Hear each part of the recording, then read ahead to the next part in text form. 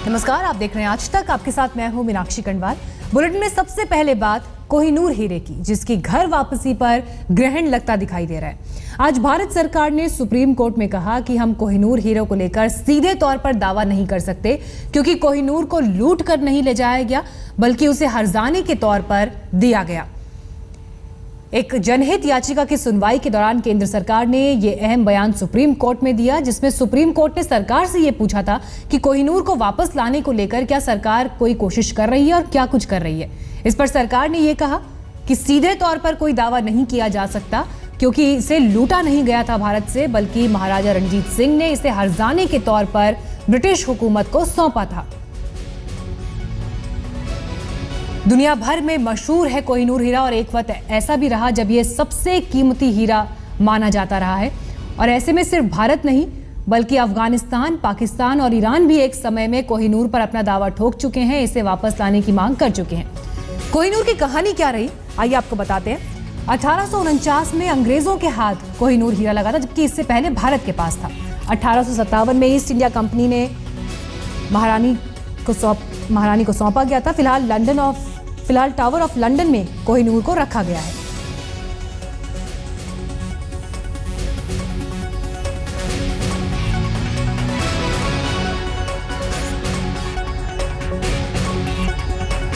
तो एक जनहित याचिका की सुनवाई के दौरान सरकार ने कोर्ट को यह जवाब दिया कि सीधे तौर पर इस पर दावा नहीं किया जा सकता। तो उन तमाम कोशिशों को यहां पर झटका, लोगों की उम्मीदों को झटका, जिनमें उम्मीद ये की जाती रही है कि कोहिनूर कभी भारत वापस आएगा।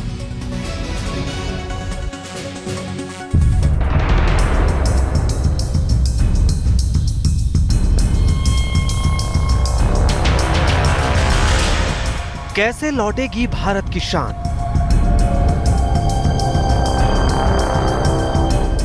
कैसे भारत आएगा कोहिनूर? क्या हम कोहिनूर को खो देंगे?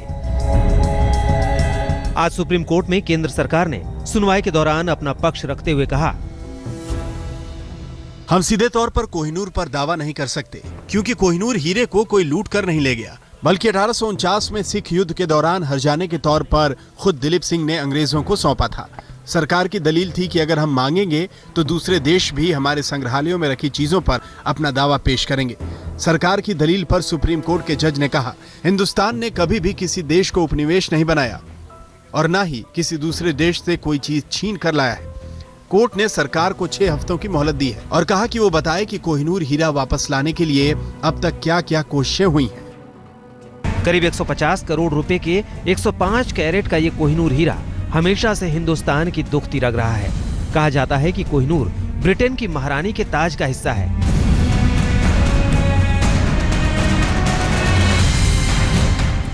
भारत के सामने परेशानी ये है कि वो अकेला देश नहीं है जो कोहिनूर पर अपना दावा पेश करता रहा है। इस पर पाकिस्तान भी दावेदारी जता चुका है।